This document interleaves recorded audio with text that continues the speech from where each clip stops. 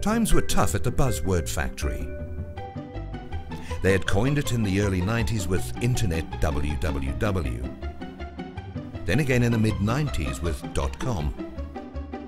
Followed in the late 90s with e-tailing and e-business. But with the business and investor disillusionment that happened when the century turned, times were tough. Next to the buzzword factory was the Watershed, where, after more than a decade, alarm bells were ringing, signalling a watershed had been reached. The tortoise, on his way to the watershed, looked down and saw a gardener snake. He traced its pattern, up and down. Then, curving slightly upwards in 2004 with the emergence of true e-business. Then, optimized e-business. Then, by 2007, seeing e-business totally subsumed into corporate DNA. He smiled. He smiled knowing that XML was ingrained into his own very DNA, and that he'd arrived at the watershed way ahead of the field. This is what else he knew.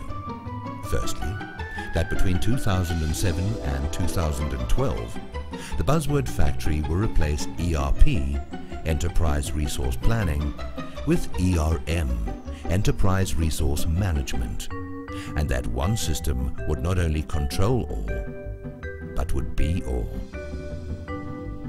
He also knew that by 2015, enterprises would need to handle 30 times more data than in 2005. A compound annual growth rate of 40%.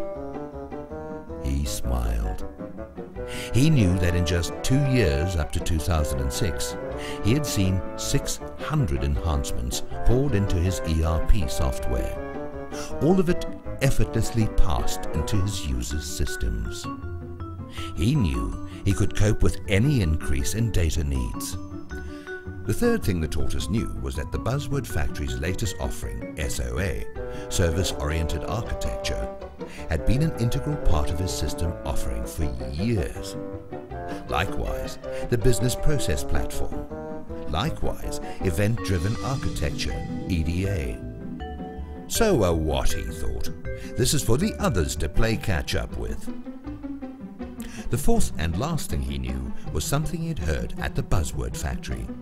Virtualization will become the key enabling tool, they said, meaning putting in technology that masks the software to the software user. But he'd been doing that for years. To users, it had sometimes been disguised as a Microsoft offering. In other words, not scary. But in most cases, it had been invisible.